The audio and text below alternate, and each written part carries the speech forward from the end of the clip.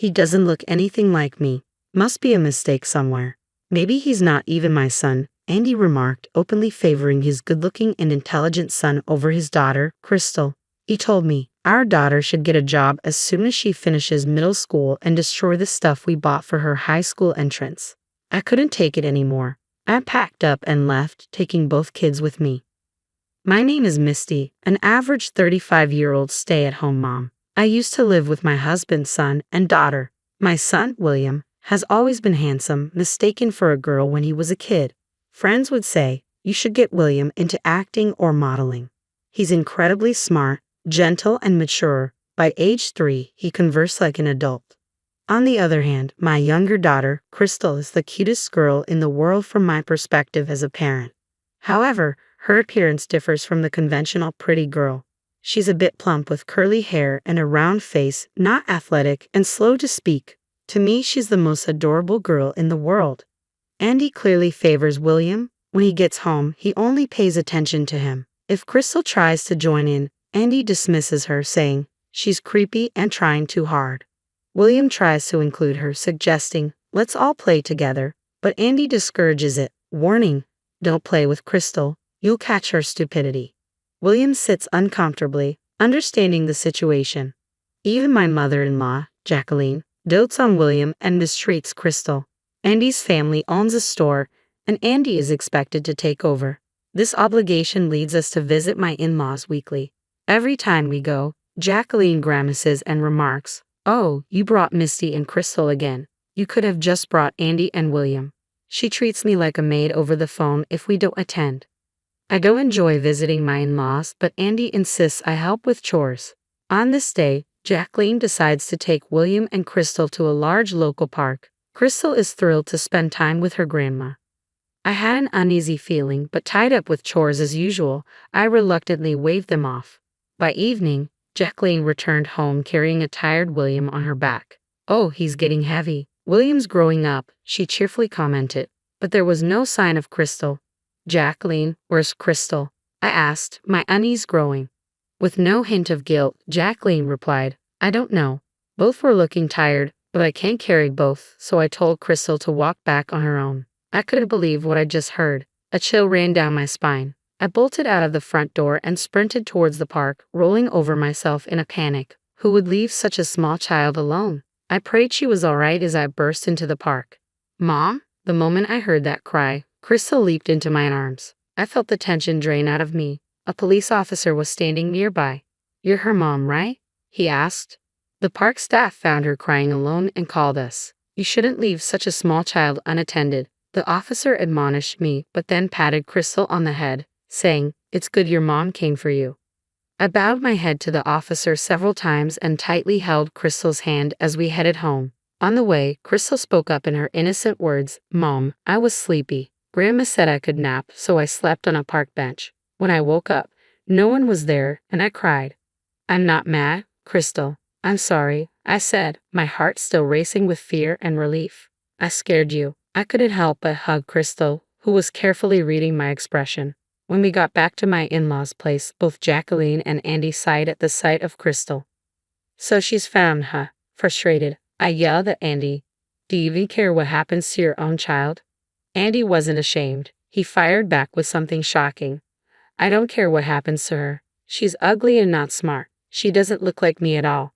You probably had her with another man and are making me raise her. But that's not going to happen. Upon hearing this, Jacqueline also chimed in. It would have been fine if she hadn't been found. Who knows where she came from? I've never cheated. Crystal is absolutely your child. Do you have any evidence of me cheating? I protested, but all they did was mock me. From that point on, my daughter and I never went back to my in-laws' house. No matter how much Andy scolded us or how many sarcastic comments Jacqueline made over the phone, I endured it all to protect Crystal. William had noticed how poorly Andy and Jacqueline were treating us. Grandma would get mad if I also stayed home. I'm okay going alone. You and Crystal don't have to worry, William said as he gently stroked Crystal's head. Although I felt guilty toward William, we stayed home. William is truly a kind-hearted child. Dealing with Jacqueline's mood swings must have been tough, but William managed it with his inherent brightness and charm. I've thought about divorcing many times, but without any qualifications and being just a housewife, I couldn't fathom supporting William and Crystal all by myself. So, I had no choice but to endure. A decade had passed since Crystal and I effectively cut ties with my in-laws. William had become a working adult, and Crystal was about to start high school with a new backpack and textbooks. She was looking forward to this new chapter in her life. And he still treated Crystal poorly, but we had both decided to ignore him.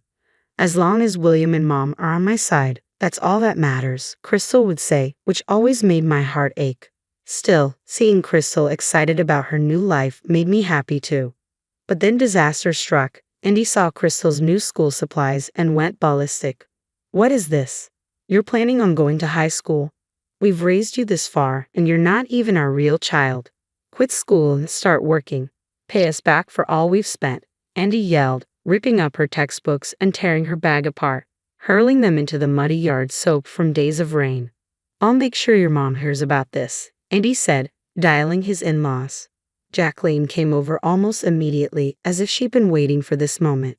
Who do you think you are planning to go to high school on our dime? You should be thankful you even got to go to middle school. Get a job as soon as you graduate and give us all your earnings, Jacqueline declared. Misty, you should be grateful we even took care of your affair child, she added, clearly enjoying herself. You two are nothing but a bad influence on William, our heir. You're both worthless. Get out. So there we were, Crystal and I, picking up her thrown school supplies, listening to Andy and Jacqueline's harsh words. Both of us were drenched in the rain. Rain soaked our hair, and droplets streamed down our faces to the ground. I couldn't tell if they were tears or rain anymore. With William already moved out, there was no one left to stand up to these two. Crystal and I looked at each other, and we both knew there was no reason left to stay in this house after that. We packed a few essentials and left. Andy and Jacqueline agreed to the divorce without a fuss.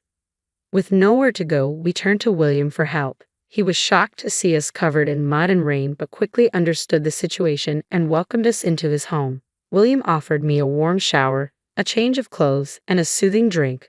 Feeling a bit more settled, we sat down to talk about what's next. I got a call from Dad earlier. He says he's divorcing Mom and we should never let them in the house again. William said, he told me to quit my job and take over the family store. But I don't want any part of it. I can't stand him or Grandpa. Hearing this made my heart ache for William. I've always wondered how hard it's been for him, stuck between our family and his in-laws since childhood. I had put up with it for as long as Dad and Mom were married and while Crystal was in that house. But that's not the case anymore, is it? William grinned mischievously. How about changing schools, Crystal? I'm being transferred to another state. We can all move there and keep it a secret from Dad and Grandma. I hope their store goes under. Upon hearing William's enthusiastic proposal, Crystal exclaimed, I'm definitely in. I've always relied on William, so it made me feel guilty. But I decided to go along with it because it seemed like the best course of action. Everything fell into place smoothly after that. A few weeks later, we were settling into our new lives in a new place.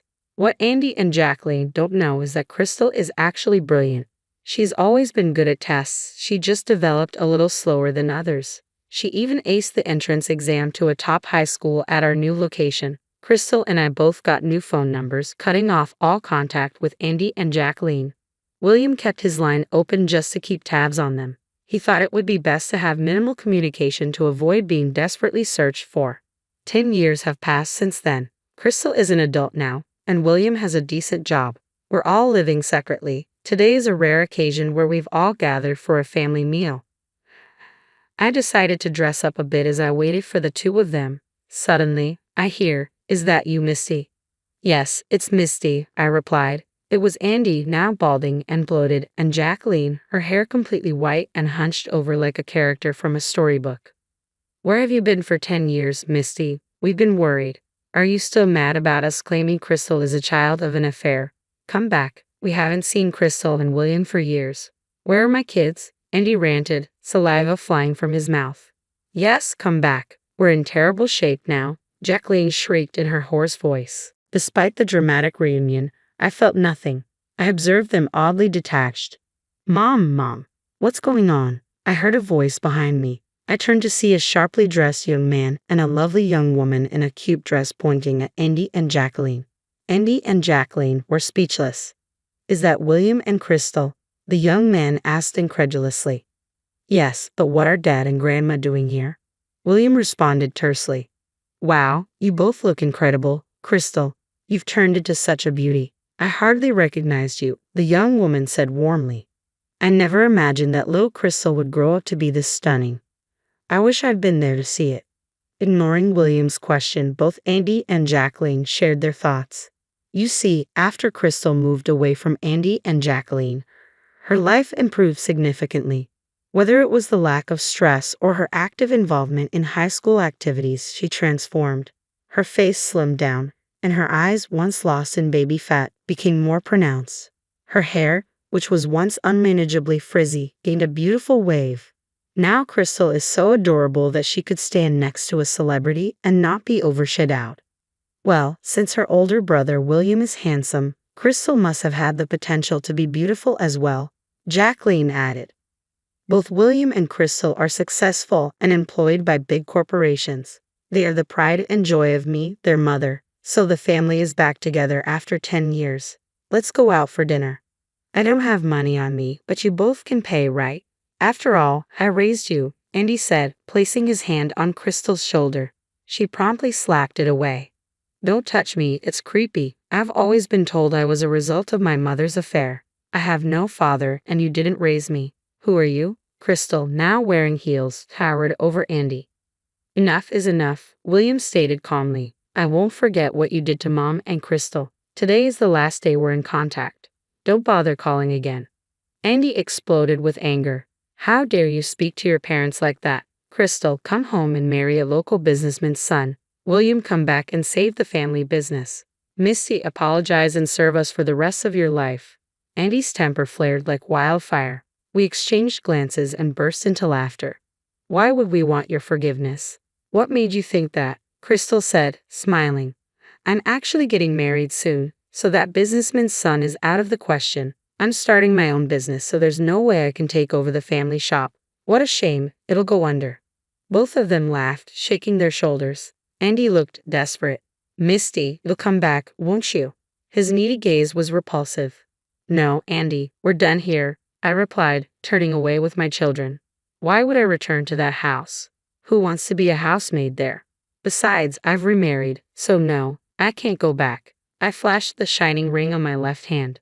What? You remarried without telling me? I won't accept this. Andy tried to snatch the ring off my finger, but before William could step in, another man came between us. Do you have business with my wife? No rough handling, please, Alan said, his presence imposing. Andy felt cornered. What's your deal? He retorted, trying to puff up his chest. I'm Misty's husband. As far as I know, you and Misty divorced a decade ago. I was the lawyer who facilitated the process. A lawyer? Andy seemed visibly shaken. That's right, I fell for Owen, the lawyer who helped me during my divorce, and we started dating. A few years later, we got married. Andy's face turned even redder. A lawyer, huh? Think you're something special because you make some money? Everyone, listen to me. Misty's my wife, and William and Crystal are my kids. You're in the way. With that, Andy charged at Owen like a raging bull, but Owen dodged smoothly. Unable to stop himself, Andy stumbled and rolled away, letting out a pathetic cry. Oh no, Jacqueline screamed in dismay. We all watched, holding our breath, wondering if Andy was all right. Lying on his back, Andy yelled, I'll forgive you all if you listen to me now. Good, he didn't seem to be badly hurt, but the fall did appear to shake him up quite a bit. What should we do now? I thought. Owen reassured me, I've called an ambulance. It'll be all right. Let's leave the rest to them. Crystal was fuming. You're too kind. You should have just left him. Even her angry face was adorable. Hey, our dinner reservation is soon. Let's get going, or we'll be late, William reminded us. Yes, today was a special family dinner day. With a reassuring embrace from Owen, we left. We could hear Andy and Jacqueline's verbal abuse behind us, but nothing scared us now. Months later, we heard that Andy's struggling business finally went under. Owen had gotten the news from a real estate contact. For 10 years after we left, Andy had kept things afloat surprisingly. Now, Andy was blaming the fall for not being able to work, leaving Jacqueline to handle both the house and work, struggling to pay off debts. Hearing this, I couldn't help but marvel at how karma works. What goes around comes around. On a sunny Sunday afternoon, I was trying on a dress for Crystal's wedding. That looks great on you. I wonder which one I should wear. To think I'd see the day I'd attend as Crystal's father, it feels like a dream. I turned around and there was Owen, holding two tuxedos in his hands, smiling shyly.